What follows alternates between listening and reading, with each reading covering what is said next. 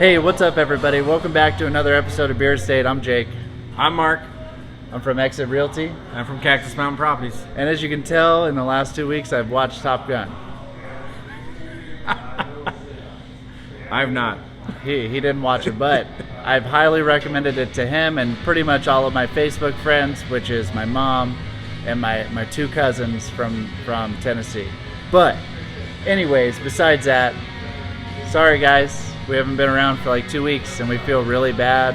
Technical difficulties here, and it happens. Yeah, I mean, we're going through a lot.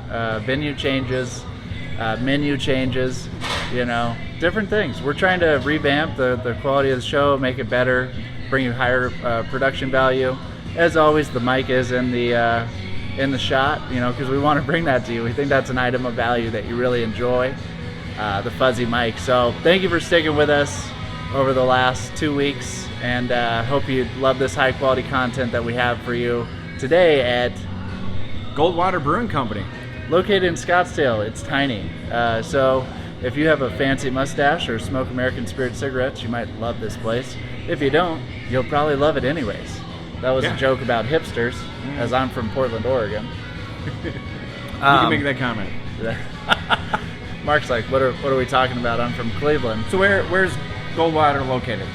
It's right off the Scottsdale Road, right up the road from Fate Brewing. It's actually located right next to Rack, the billiards based rack room, the Rack Room and Broad House. So this a lot is kind of like competition. a little Bavaria area of Old Town Scottsdale. So it is in Old Town. It is like on the south end of Old Town. So you're still walking distance to everything out here. Great little spot. But you're far enough away to where you don't have to deal with like big crowds and the groups of tourists. You're like right on the outskirts, right? So it's beautiful. It's beautiful. I'd say a good happy hour spot. Happy hour or really any or hour. Day drinking. Don't come in when they're closed. Don't break a window or anything, but it's a pretty cool spot. They do close early. They close at like 10 o'clock. As do a lot of breweries. True. Except for on the weekend. Sometimes they're open Maybe a little pregame later. Spot? Pre-game before you go to Old Town and ruin your life? I know I have. As you can tell, I grew up Speaking highly of Old Town here, I mean... it's a great place, but after 9 p.m., the freaks and geeks come out. So, besides that, we're back here, another episode of Beer Estate. Brian Buffini, for those of you who might be interested in the real estate market, just went live with his brother and CEO of Buffini & Company, Dermot Buffini, and Professor Lawrence Yoon, who is an economist, both very highly valued people. So Brian Buffini, he's been a real estate coach for about 20 plus years now. He started he was with Remax, I think was when he initially started, and he really catered to coaching real estate agents and newer real estate agents becoming what he envisioned as what an agent needs to be in order to be successful. Yeah, which is very good, and he's coached millions of real estate agents over his 20-year career. Millions. And he's also an immigrant. He's from Ireland. He wasn't even planning on staying in the United States, but got into a horrible motorcycle accident that left him in the hospital for I think 7 weeks or something like that. $100,000 in debt, and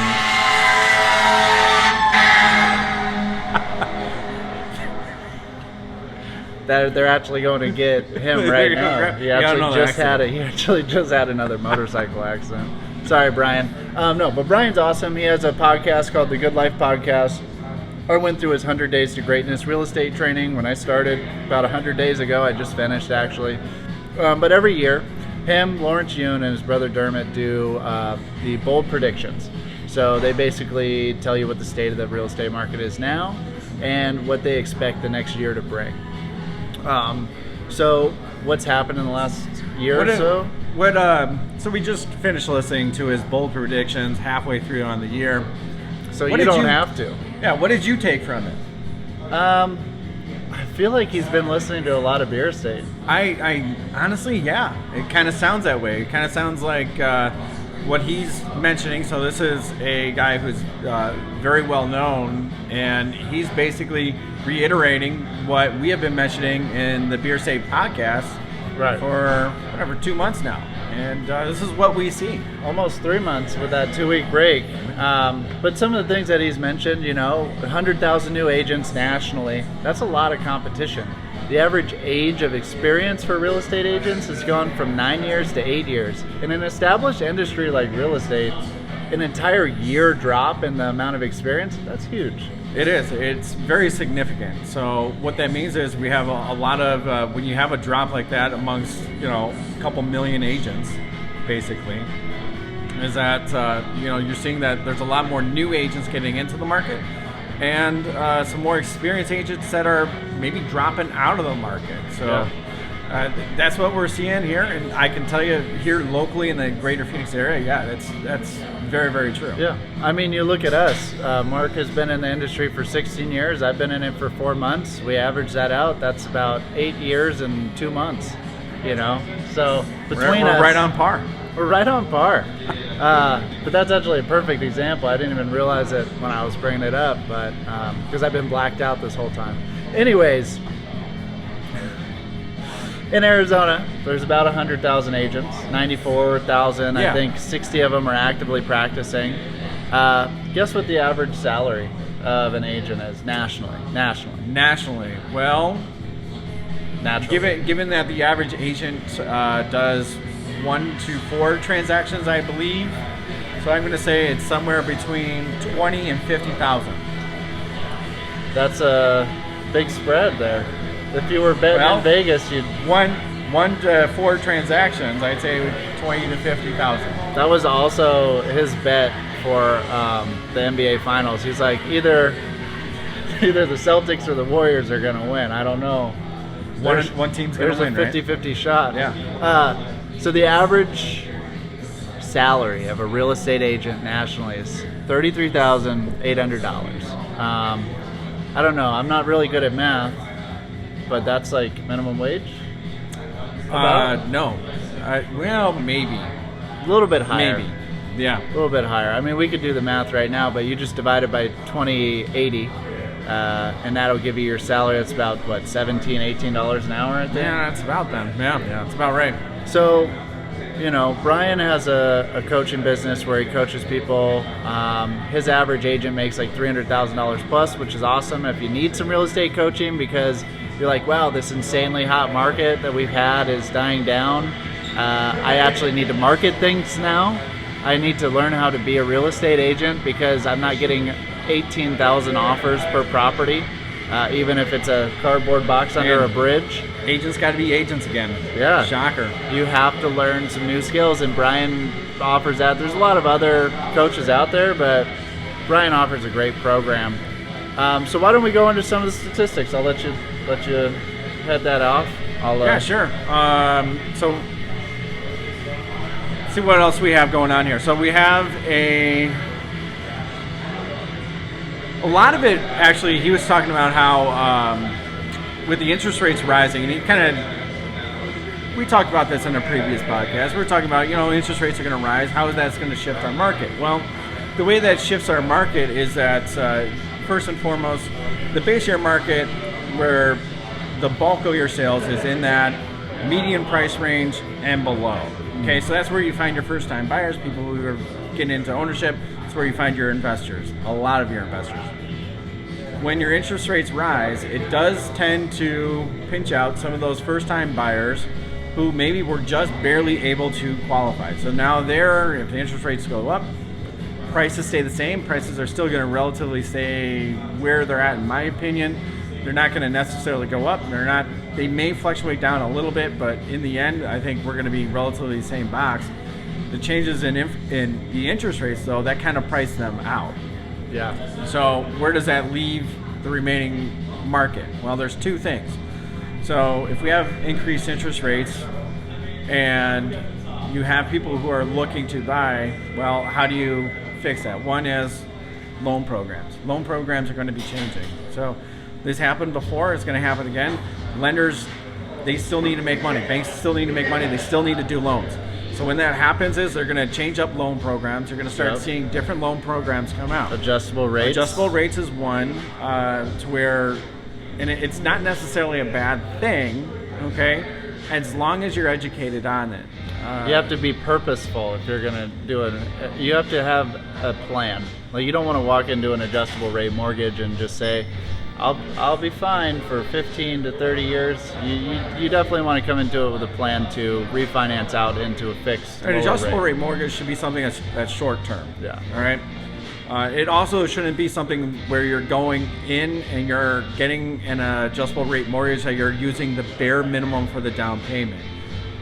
If I were to consult somebody and they're considering an adjustable rate mortgage, depending on the situation, I would usually request, hey, look, let's shoot for maybe 10% down, because things can happen.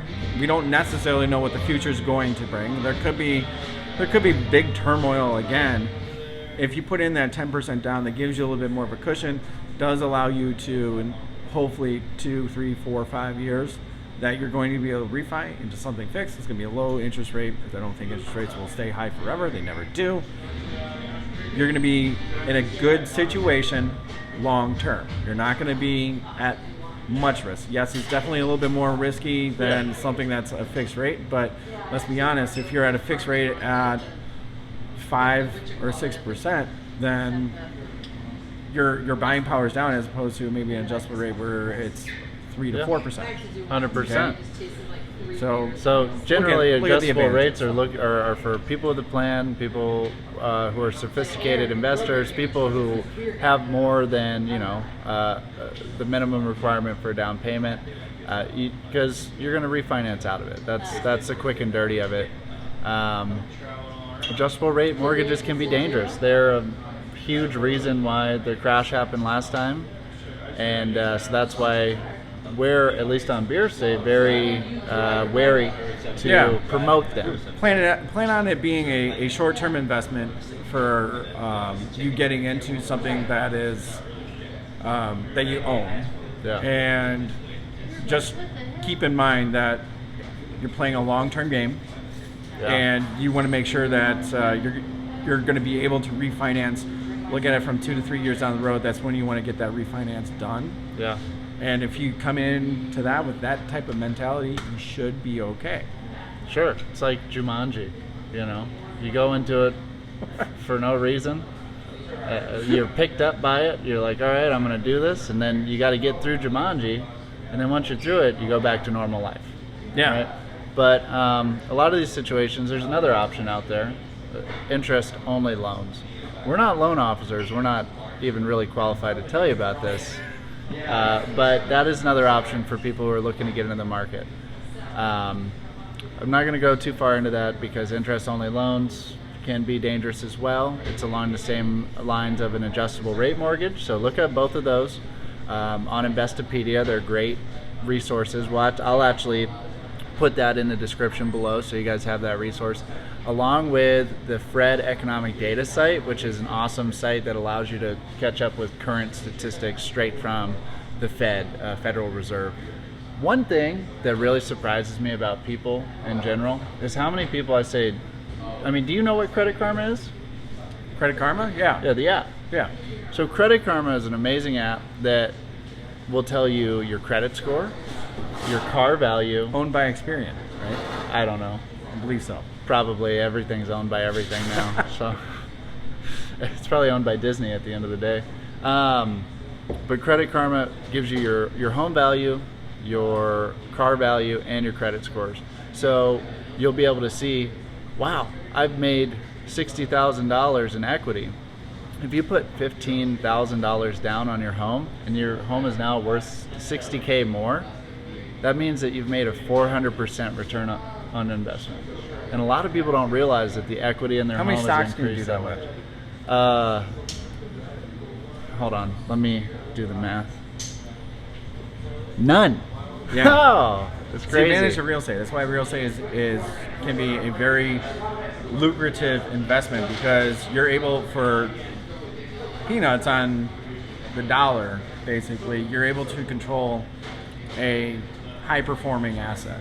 as opposed to, if I had $10,000 to spend, how much in stock can I buy? $10,000 worth of stock. Right. But with the average stock market return is 7 or 8%. So $10,000, that's $700 or $800 a year, right? Well, let's just say with $10,000 you can control a $100,000 asset. Well, if you're having modest, let's just say we're doing 6. I mean, in Phoenix we're at like 30, but let's just say it's 6%. Well, you're making 4 times as much in just 1 year. Right. Off that $10,000. Yeah. That's insane. But we can't expect home prices to keep increasing at that 30% rate. So we're going to see that probably coming down here, lower amounts. We might even go negative for a little while. But barring that inflation gets under control and that things get a little bit eased, like gas prices and other things that I'm sure we're all feeling at home, and it's affecting the lower half of the country the most. I mean, who goes to the pump? Someone who has a home already, they're going to the pump. They're probably a little bit more well off financially. They're not being affected by that. The people that are being affected by that, first-time home buyers, people who are struggling to enter the market, build wealth. Paycheck people. And those are people that we can help.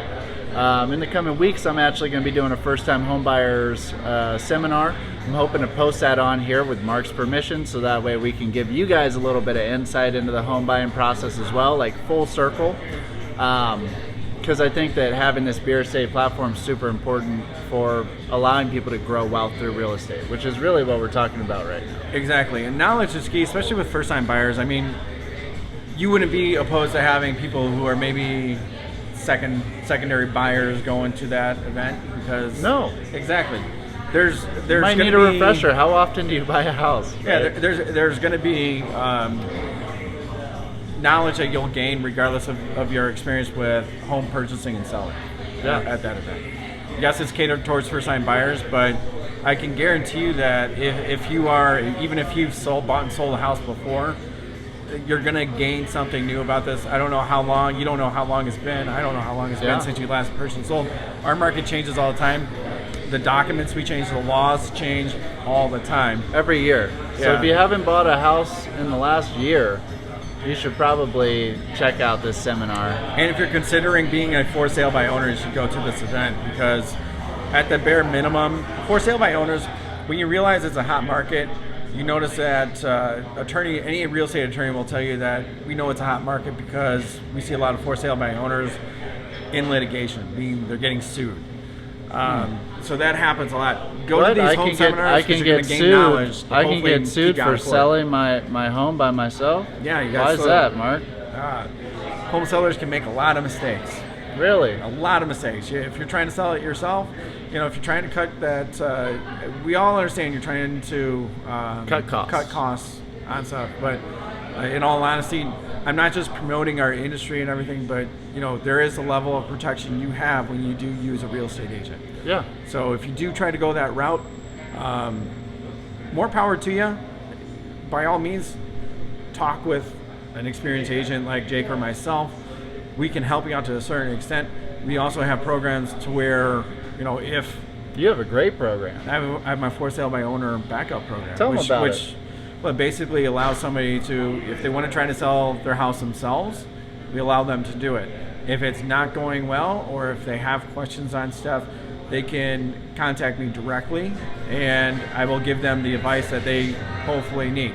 If by chance it's not working out well for them, then we basically will see what we need to do. Yeah. Likely we have to list it, okay, but we have flexible programs for them based upon what type of service that they're looking for. So that gives that level of protection for them to make sure that they're not going to necessarily get sued. Right. It's a backup for them.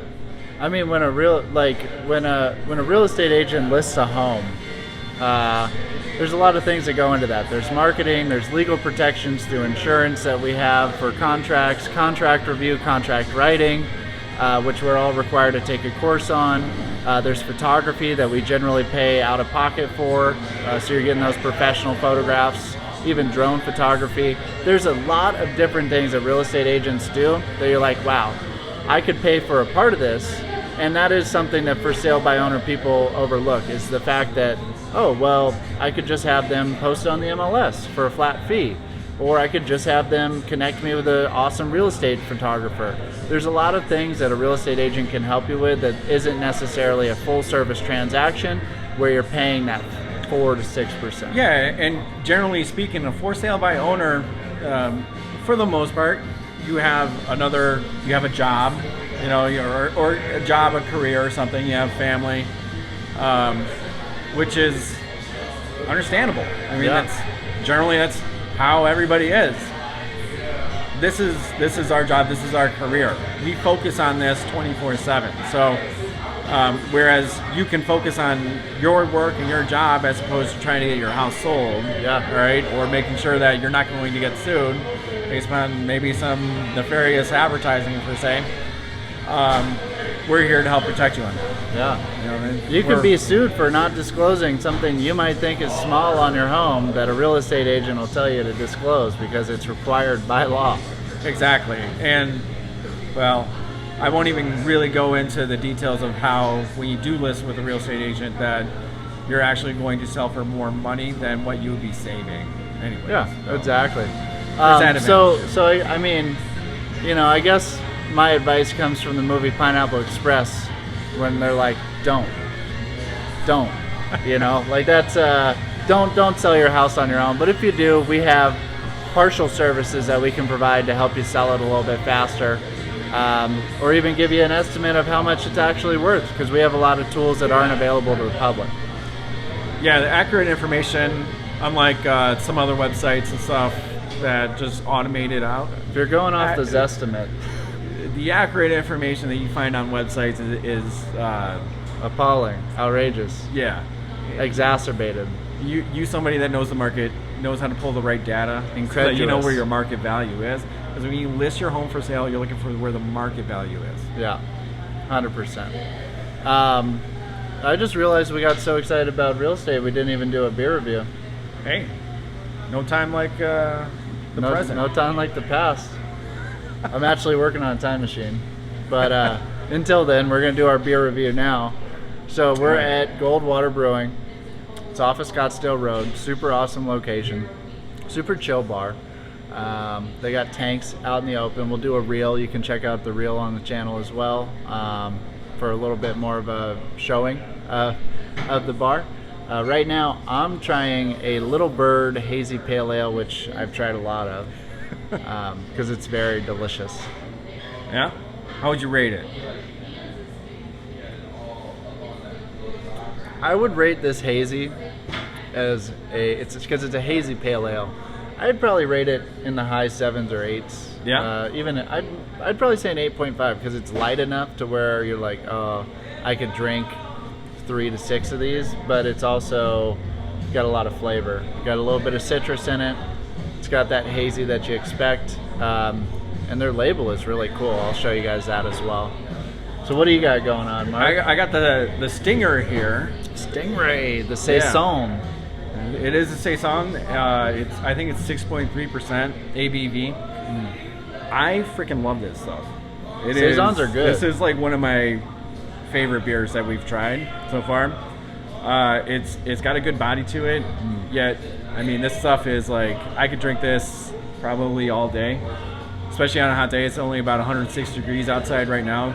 It's only 106. Enjoy this any hot day. So this is a absolutely phenomenal beer. Does it have like a champagne-y taste at all? Some Saison. I had the Saison at Mother Road. It was delicious. Yeah, it was amazing. You not really a champagne-y taste, but it's got like not super crisp. It's just got a good beer body taste to it. Tastes like something you get on a farm. I don't know how to. I always associate Saisons with farms. But anyways, if you're not on a farm, the Saison is a great beer here. Goldwater is an awesome brewery. Download Credit Karma if you haven't, so that way you can find out what your credit score is. I think that's super important. It's helped me valuably for the last 5 years. And don't sell your house on your own. Give us a call. We'll help you, even if we get paid or not. Hopefully we're here to help. I want to get paid. All right. No, but we're here for your questions. We want to answer it because at the end of the day, it's all about building wealth and helping people build wealth. Exactly. We do this podcast because we wanted to, explain to the general public like how we can help people out. And yes, there are a lot of agents out there, but we're genuine in what we do. Mm-hmm. And what we want to do is just extend our knowledge to the real estate market here locally. We can do some stuff outside of here locally, but we're here to help. We're here to help at the end of the day, and drink beer.